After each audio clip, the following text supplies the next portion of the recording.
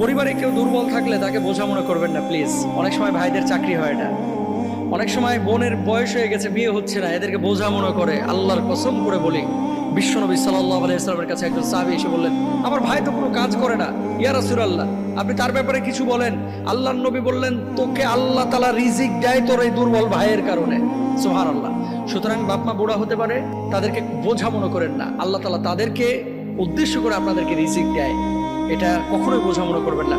মনে রাখবেন, আজকে যেই ভাইটাকে আমি দুবাই এক ভাইকে চিনি, যেই মেজো ভাই তারা দেখতেই পারতো না, আজকে দুবাইয়ে 400 কর্মী তার কোম্পানিতে, আমার নিজের ফ্রেন্ড, আর সেই ভাই তার কাছে এখন কাজ করে, দেখতেই পারে না। আমার মেজো ভাই আমার 3-4টা বছর খুব কষ্ট দিয়েছে, যখন আমি শূন্য ছিলাম, আজকে আমি হিরো, আমার ভাই জিরো। তো কালকে কি অবস্থা হবে আপনার ভাইয়ের আপনি জানেন না। সুতরাং এই পৃথিবীতে কাউকে খাটো চোখে দেখেন না, আল্লাহ বুঝদান করুন।